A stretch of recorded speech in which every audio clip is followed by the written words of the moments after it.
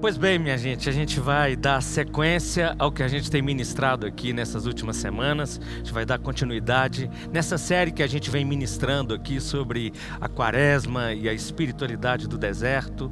O que esse negócio tem inspirado a gente, né? E como, de alguma forma, isso tem chamado a gente para intensificar a nossa espiritualidade, nossa vida com Deus, nossa piedade nessas semanas. E olha, como eu disse aqui no domingo passado, sinceramente, a gente nem esperava que fosse passar por um deserto como a gente está passando agora, ou não é? Parece que Deus, e com toda certeza, Deus já sabia disso. Logo nesse período que a gente chama de quaresma, lá da quarta-feira de cinzas até na quinta-feira santa, sexta-feira santa, esse é um período de quarentena. Isso vai além dos 15 dias, mas a gente não sabia que ia enfrentar tanta provação, não é? Mas o Senhor dirige a história, o Senhor dirige a nossa vida, o Senhor sabe de tudo, Ele já sabia e veio preparando a gente assim. Olhando essa realidade de Jesus no deserto, olhando essa realidade de vida espiritual, de provação, de tentação, Deus vem preparando o nosso espírito para isso. E nós vamos continuar seguindo aqui, aprendendo com Jesus, as lições com Jesus, a partir do texto de Mateus, do Evangelho de Mateus, capítulo 4, a gente vai ler mais uma vez. Se você não teve oportunidade de estar com a gente antes, se você não estava aqui nos outros domingos, nós já estamos falando sobre isso há pelo menos 3 domingos. E nos últimos domingos, nós falamos sobre 2 exercícios espirituais específicos. O exercício da solitude e o exercício espiritual do silêncio. Mas já já eu volto a falar sobre isso. Vamos fazer a leitura do texto bíblico e a gente vai seguir em frente. Evangelho de Mateus, capítulo 4. Se você puder, tiver sua Bíblia aí, acompanhe comigo, senão pelo menos ouça essa leitura, por favor. Diz assim a palavra de Deus: a seguir, Jesus foi levado pelo Espírito ao deserto para ser tentado pelo diabo. Depois de jejuar 40 dias e 40 noites, teve fome. Então o tentador, aproximando-se, disse a Jesus: se você é o Filho de Deus, mande que essas pedras se transformem em pães. Jesus, porém, respondeu: está escrito, o ser humano não viverá só de pão, mas de toda a palavra que procede da boca de Deus. Então o diabo levou Jesus à cidade santa e colocou-o sobre o pináculo do templo e disse: se você é o Filho de Deus, jogue-se daqui, porque está escrito, aos seus anjos ele dará ordens a seu respeito, e eles o sustentarão nas suas mãos, para que você não tropece em pedra alguma. Jesus respondeu: também está escrito, não ponha à prova o Senhor seu Deus. O diabo ainda levou Jesus a um monte muito alto, mostrou-lhe todos os reinos do mundo e a glória deles, e disse: tudo isso lhe darei, se prostrado você me adorar. Então Jesus lhe ordenou: vai embora, Satanás, porque está escrito, adore o Senhor seu Deus e preste culto somente a Ele. Com isso o diabo deixou Jesus, e eis que vieram os anjos e o serviram. Vou fazer uma oração de um minutinho, e você podia orar aí também agora na sua casa, pedindo a Deus que trouxesse luz sobre sua vida, sobre a minha vida, a despeito de quem eu sou, de que a palavra dele possa chegar da maneira que você entenda, do jeito que você precisa, e possa chegar claro. Vamos orar? Senhor, mais uma vez, nós nos reunimos em teu nome, e no nome santíssimo, santificado do Senhor, nós pedimos que o Senhor faça com que a leitura desse texto nos inspire, a palavra do Senhor nos inspire, e o Senhor nos ilumine, nos ajude a entender não só o que lemos, mas aquilo que o Senhor fala, a ouvir a palavra do Senhor direto ao nosso espírito. Nos ajude nesse dia, em nome de Jesus. Amém. Então, como eu estava dizendo, a gente já vem falando dessa realidade da espiritualidade do deserto, né? Na semana passada eu concluí a pregação, onde eu enfatizei a questão do silêncio, do exercício espiritual do silêncio. Eu concluí com uma citação, era uma conclusão que na verdade era a transição para essa palavra de hoje. E eu concluí com a seguinte frase: o silêncio é o exercício que nos prepara por uma verdadeira experiência de oração. O silêncio é o exercício que nos prepara para uma verdadeira experiência de oração. Na verdade, na semana passada eu estava falando sobre a questão do silêncio. Hoje nós vamos falar sobre um terceiro exercício, uma terceira disciplina espiritual, que é a da oração. Se você lembrar, ou para quem não lembra, nós estamos até nos inspirando, um material mesmo do Henry Nouwen, quando ele cita lá do Abba Arsênio, né, lá no século IV, por ali, na virada do século III, século IV, quando ele fala, ouve de Deus aquela expressão que resume a espiritualidade do deserto, que é foge, cala e ora. Foge, cala e ora. Nós falamos exatamente sobre isso. Fugir é a solitude. Solitude não é solidão, é abandonar, é sair do meio da multidão e ficar sozinho para ter experiência de ficar com Jesus, para ter experiência de ficar sozinho com Deus. O silêncio é esse de calar essas vozes, esses barulhos todos e esse frenesi que tem, essa impulsividade que nos leva a falar o tempo todo e a ouvir vozes o tempo todo. E a voz de Deus mesmo a gente acaba não ouvindo. Hoje a gente vai estar falando sobre a questão e o exercício espiritual da oração. Sejamos honestos. Quando a gente fala sobre oração, principalmente a gente que é de igreja, a gente que é evangélico e a gente está acostumado com leituras bíblicas assim, normalmente a gente acha que a gente já sabe de tudo, é ou não é? Principalmente porque quando a gente fala sobre oração, vem à cabeça da gente aquela coisa de falar com Deus, não é? Mas quando nós estamos tratando nesse princípio, nessa caminhada, na jornada da vida espiritual, nessa caminhada do deserto e na espiritualidade do deserto, a coisa é um pouco diferente, é mais específica. E isso trata de algo mais profundo, de oração de um jeito talvez menos popular, menos populista, menos religioso num certo aspecto, conquanto seja religioso, é claro, porque tem a ver com a nossa relação direta com Deus, mas ela é mais profunda. Então, como eu tenho citado aqui o Nouwen, os textos do Nouwen, eu queria citar aqui mais uma vez uma parte desse texto do qual tenho me inspirado para compartilhar essas pregações aqui. O Henry Nouwen, no livro dele, diz o seguinte: a tradução literal das palavras ore sempre é venha repousar. Ele está falando aqui a tradução lá do Arsênio, quando o Arsênio disse, ou usou aquela expressão, foge, cala e ore sempre. Então o Nouwen está dizendo o seguinte: a tradução literal das palavras ore sempre é venha repousar. A palavra grega para repouso, para descanso, é resiquia. E é exicasmo, daí que está se referindo. Alguns já devem ter ouvido sobre o exicasta, sobre o exicasmo, sobre essa prática, não é? Então o exicasmo é o termo que se refere à espiritualidade do deserto. O exicasta é o homem ou mulher que busca a solitude e o silêncio como caminhos para a oração incessante, para a oração profunda. A oração exicasta é a oração de descanso. É um descanso em Deus no meio de uma luta muito intensa, cotidiana, como diz o Nouwen. Então olha só, uma vez que a gente está sendo levado para o deserto da vida, todos os dias a gente está sendo levado para o deserto da vida, como a gente tem observado aqui, né?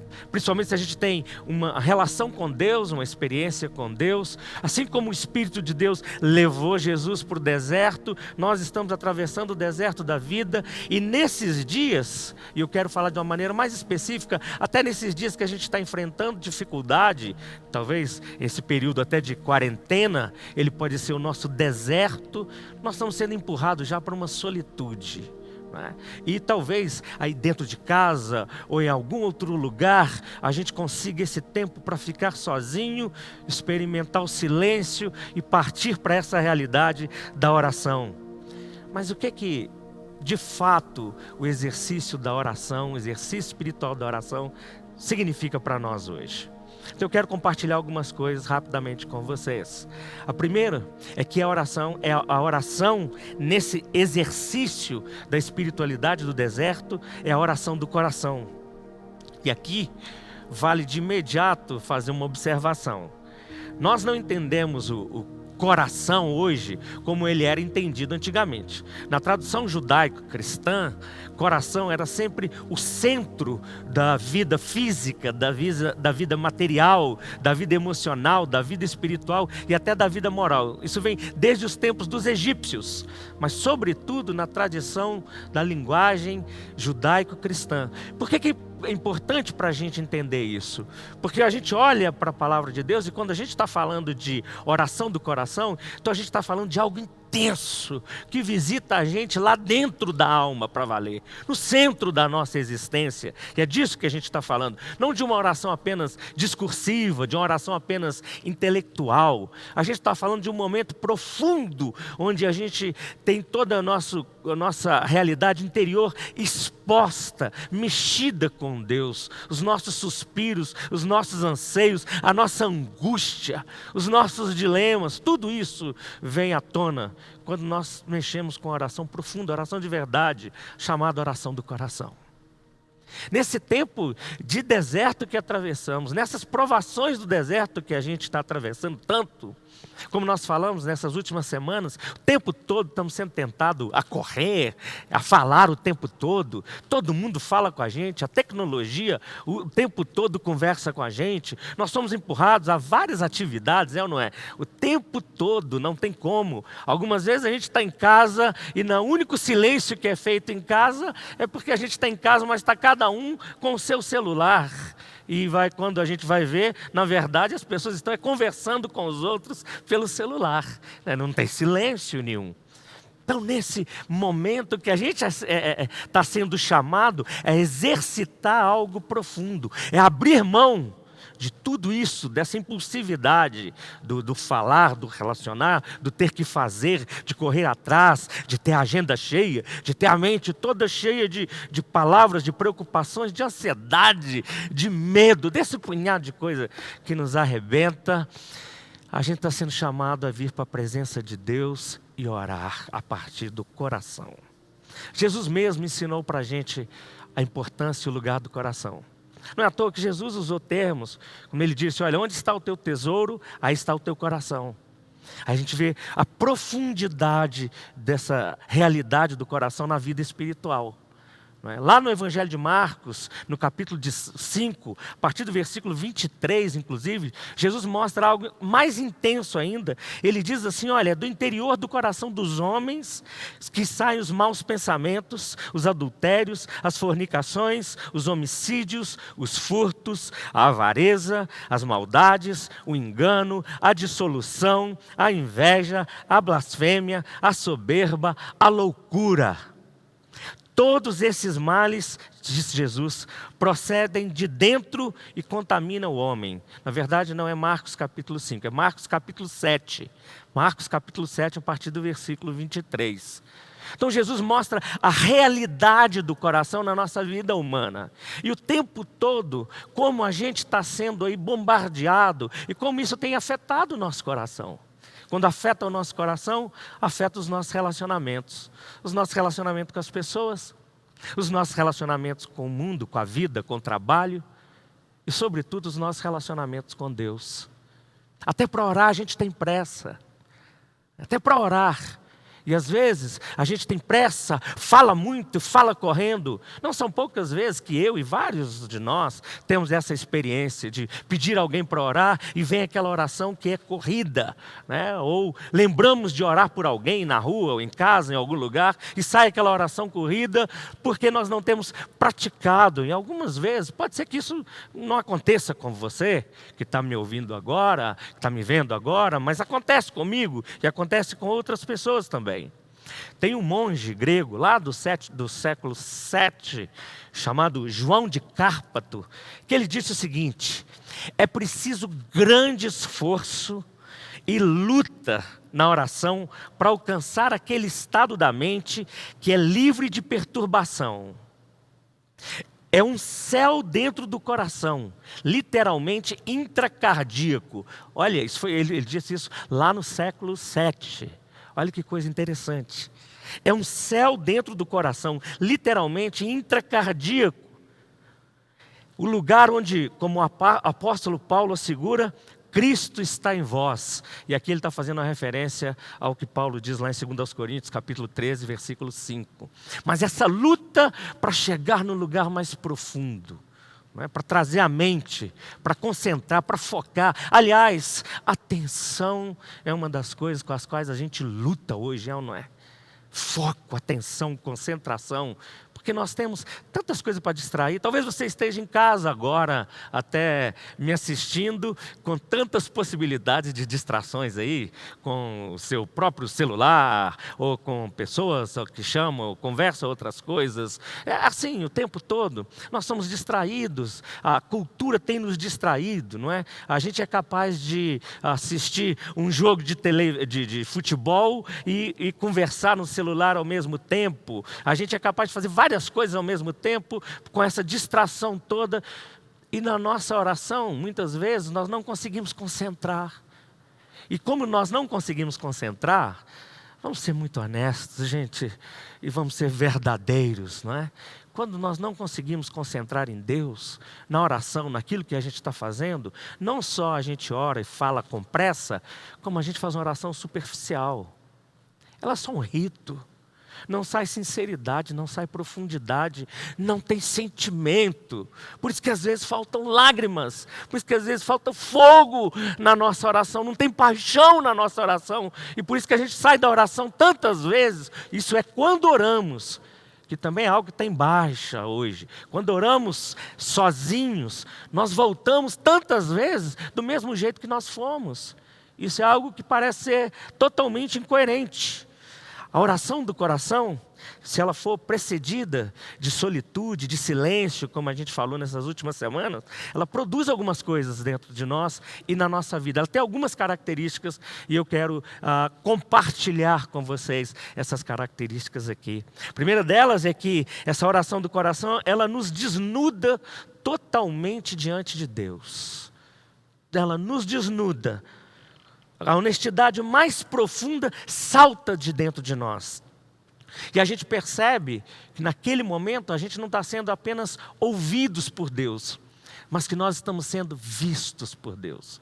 Tem uma diferença enorme, não é?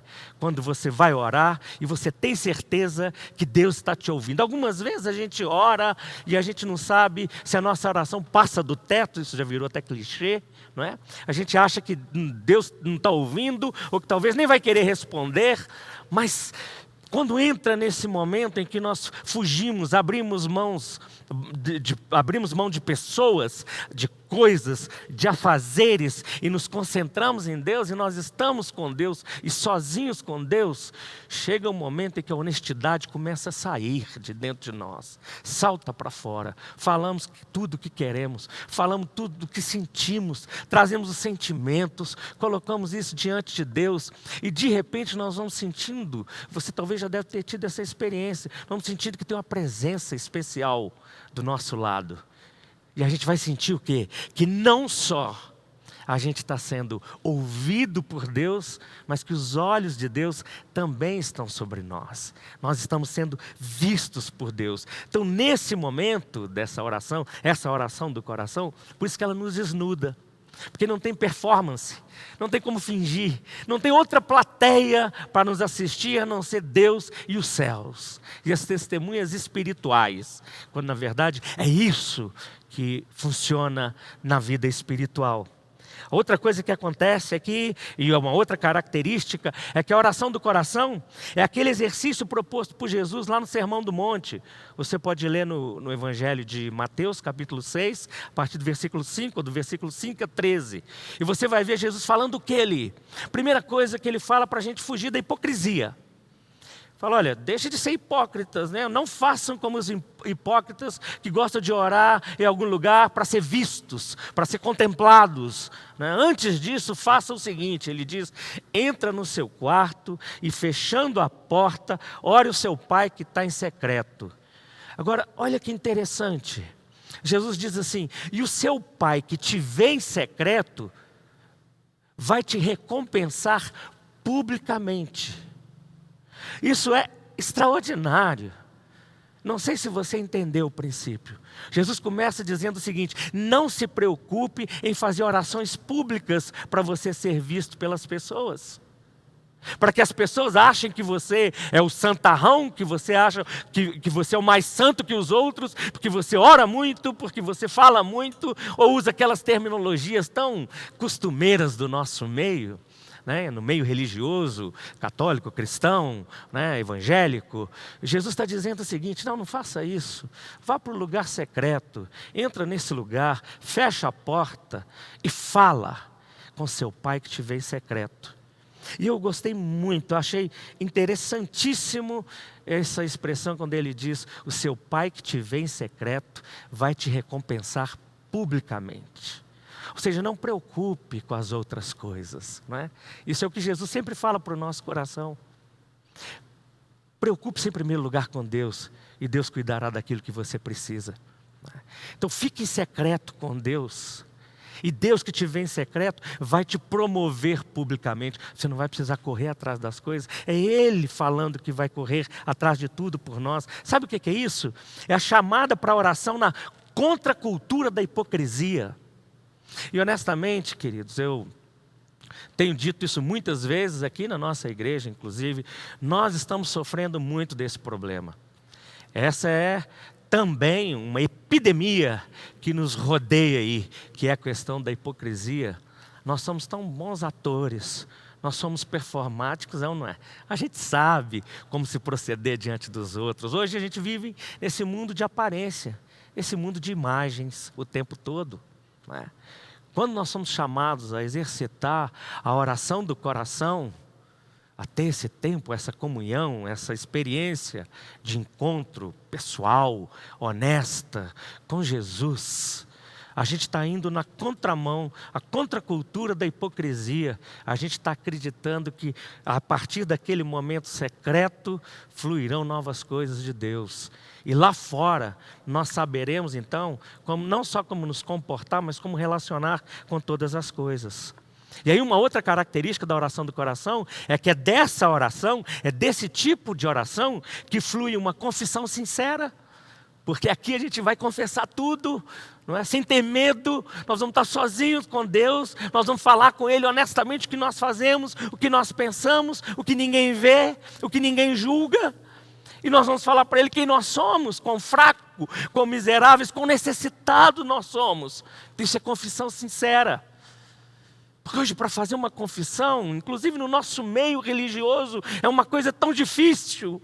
É tão difícil chegar e confiar em alguém para confessar do fundo do coração quem nós somos, o que a gente sente, o que a gente precisa. Mas nessa oração do coração com Deus, flui essa confissão sincera, flui um louvor verdadeiro. Por quê? Porque não tem coreografia para ninguém assistir. Você levanta ou não levanta as mãos, você fica em silêncio, ou você grita, ou você ajoelha, ou você deita, ou você chora, você faz o que for, mas é um louvor verdadeiro, porque a partir do momento em que a gente está numa comunhão com Deus, não tem como não sentir essa experiência extraordinária, que é o consolo.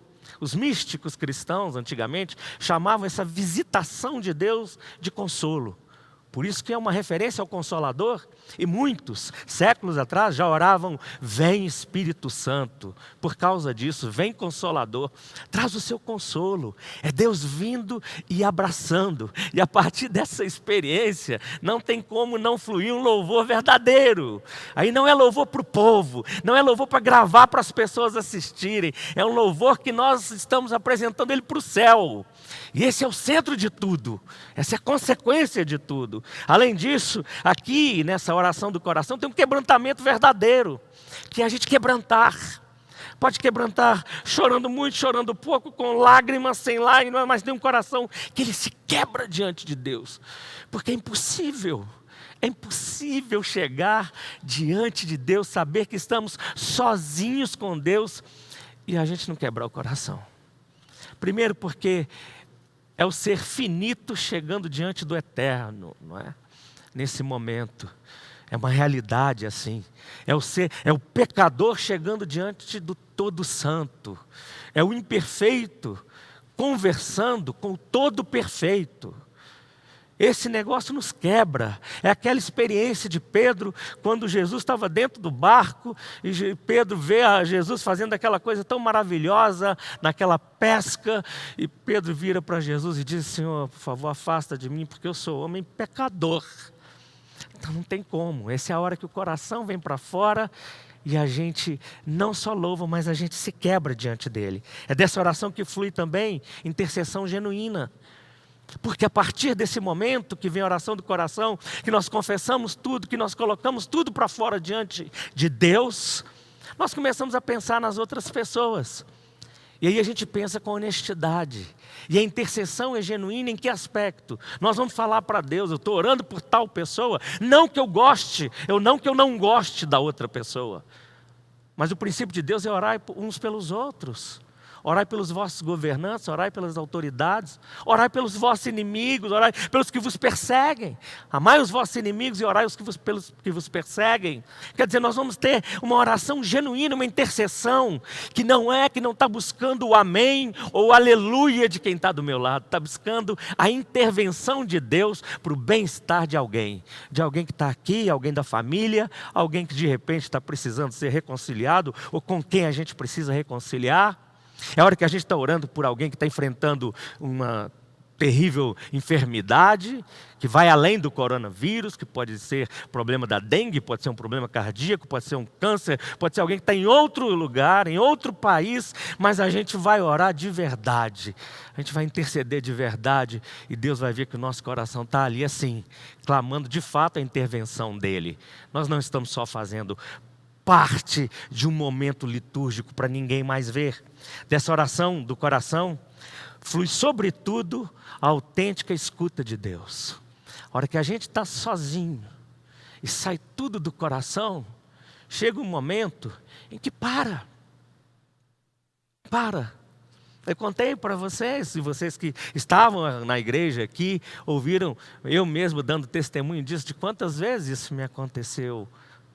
De sair para um tempo de solitude e começar a falar com Deus, e falar, e olhar no relógio, e só passaram 5 minutos, e eu achei que eu já estava orando há 1 hora, e eu estou, meu Deus, eu fui para ficar 3 dias, e eu não conseguia de jeito nenhum, e eu começo a desesperar, porque as palavras estão acabando, e aí de repente, meia hora acabaram as palavras, e eu naquele lugar deserto, sem ninguém, sem telefone, e pensando onde é que eu fui me meter, O que eu fiz com esse negócio?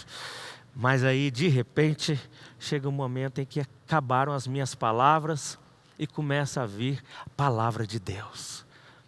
Então, na oração do coração, quando sai tudo, vai vindo o silêncio e a voz de Deus vem junto. Deus vem falar. É essa experiência dialogal que nós não temos na maioria das vezes, mesmo quando nos reunimos para orar. Nós saímos falando tanta coisa. Algumas vezes nas nossas igrejas, e nós temos que ser sinceros, a gente até ora rápido para poder ter tempo para conversar mais depois. O que nós queremos, na verdade, é falar e ouvir. Mas nesse momento de uma oração, de oração do coração, nós começamos a experimentar essa escuta de Deus. Nós ouvimos Deus para valer. E honestamente, meus irmãos, por falta da prática desse exercício espiritual da oração, nós sofremos. Nós sofremos por quê? Porque nós não temos com quem falar com tal honestidade. Seja sincero.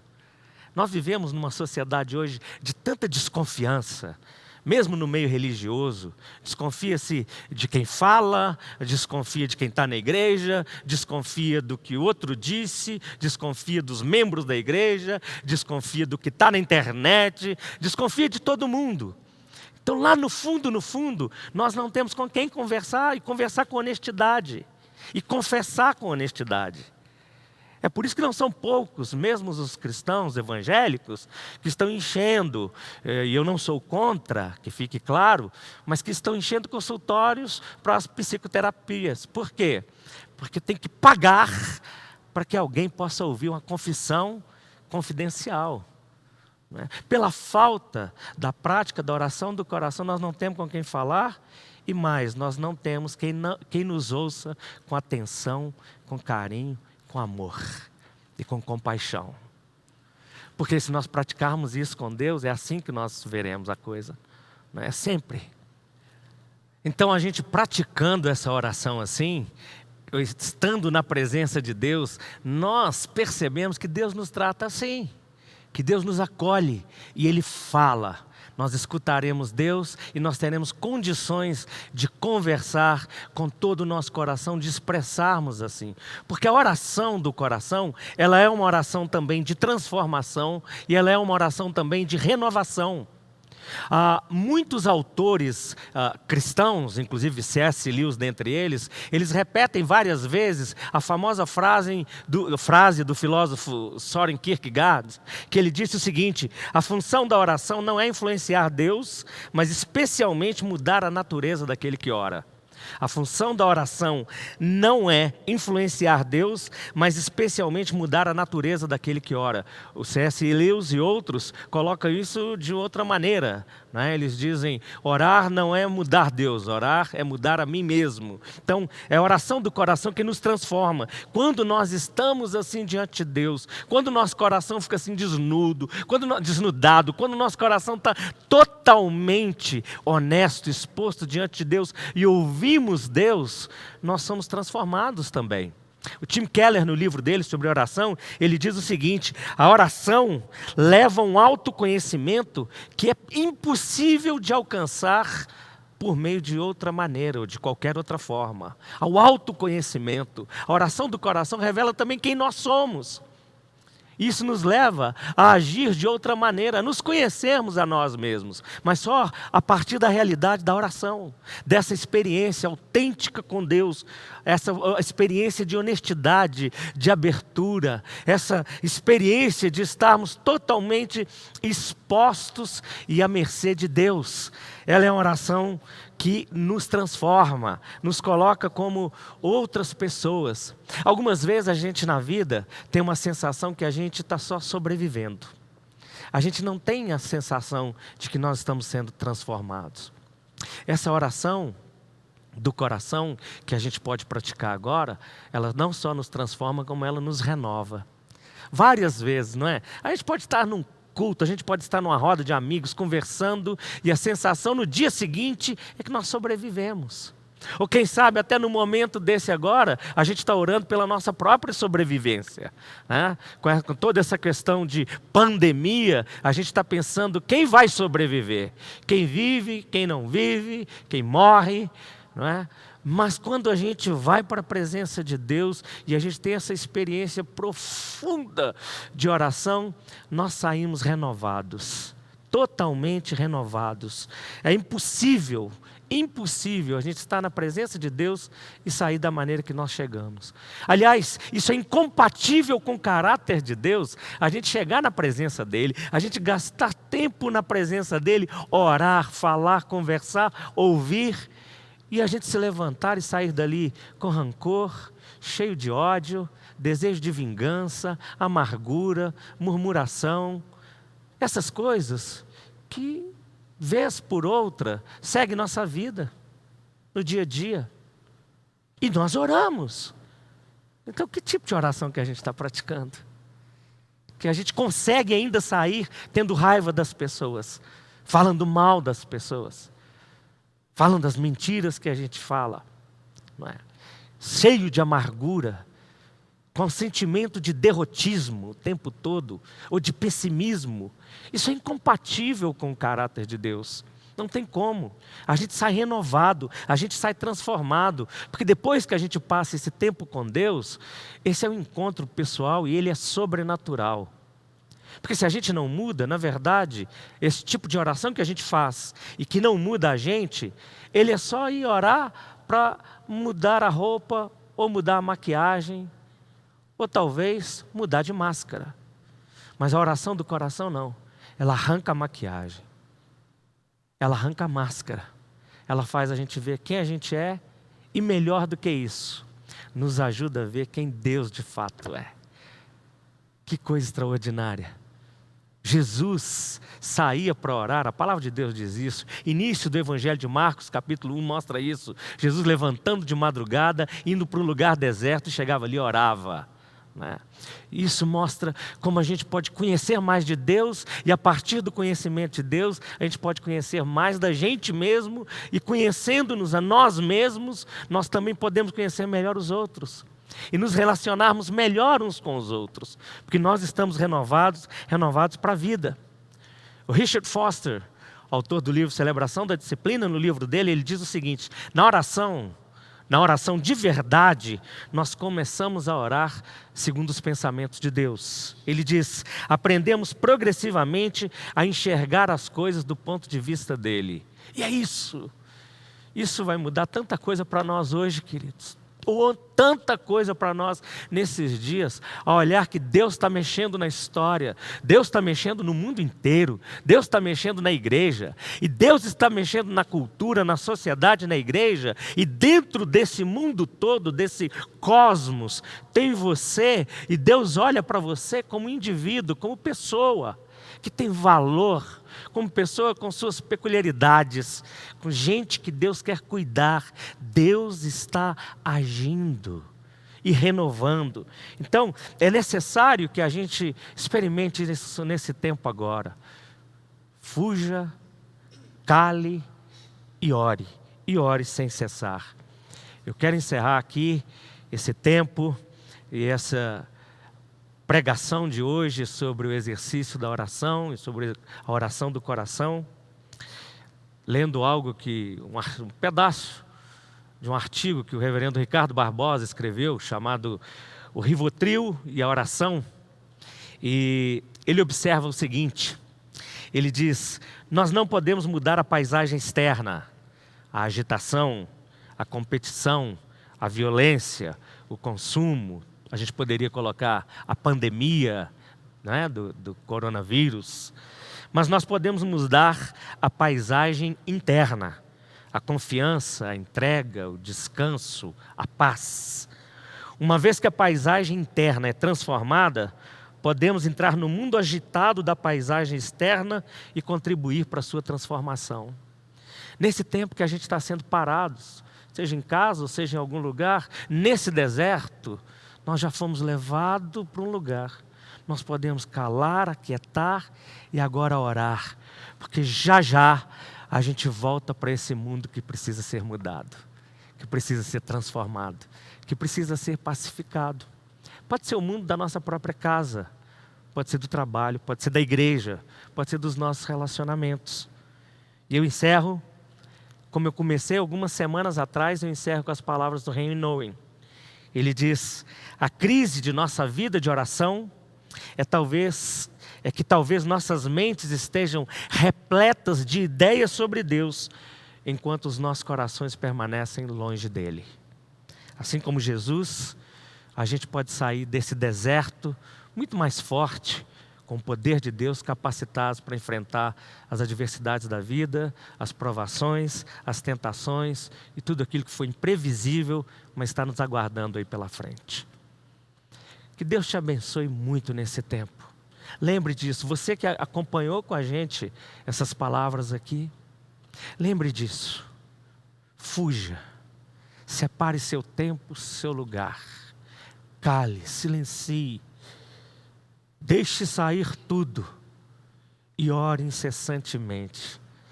Fala com Deus, abra o seu coração com Deus, seja honesto com Deus. Vá além daquilo que você já praticou como religioso até hoje. Vá além daquilo que você já praticou como um assistente, como alguém que é um agregado de uma igreja, de uma religião, de uma denominação.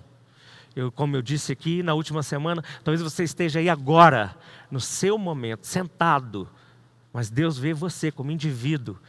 Você está aí na sua solitude, em silêncio, e o seu coração pode responder uma oração para Deus. Eu quero orar agora, encerrando esse tempo, desejando que Deus te abençoe profundamente, que você seja guardado pelo poder dEle, que você seja curado, seja restaurado, restaurada pela visitação do Espírito Santo de Deus. E eu quero te lembrar que ao longo da semana a gente vai informando mais coisas aí para vocês. E próximo domingo, se Deus quiser, a gente está aqui. E nós vamos acompanhando tudo o que for transmitido, comunicado em termos de notícia. Mas nós vamos seguir orando. Não só por nós, pela igreja. Nós vamos orar pelas pessoas, pela sociedade. Porque tem várias crises acontecendo. Além de toda essa questão de saúde. Tem questão de economia, tem questão política, tem várias questões e nós precisamos interceder. E hoje é um dia de intercessão especial. Então vamos orar mais uma vez. Reflitam alguns segundos no que você ouviu aqui e responda a Deus. Pode ser que Ele tenha te chamado para alguma coisa, para alguma reação, através de uma palavra, já o que você ouviu. Vamos orar? Pai nosso bendito, santificado seja o nome do Senhor. Nós mais uma vez ouvimos a palavra do Senhor, ouvimos aquilo que nos inspira a viver para o Senhor, a viver com o Senhor, a relacionar com o Senhor e a melhorarmos enquanto pessoas, gente, filhos e filhas do Senhor, nos nossos relacionamentos uns com os outros, relacionamentos com as pessoas de dentro, de fora, do mundo e com a própria vida. Eu oro para que o Senhor nos ajude, para que o Senhor fale conosco e a partir da sua palavra a gente aprenda sempre um momento também de ouvir, de calar e de falar. Que a nossa vida de todas as formas glorifique o Senhor e ajude as pessoas a viverem melhor. Em nome de Jesus. Amém. Deus te abençoe, um grande abraço. Fica na paz de Jesus.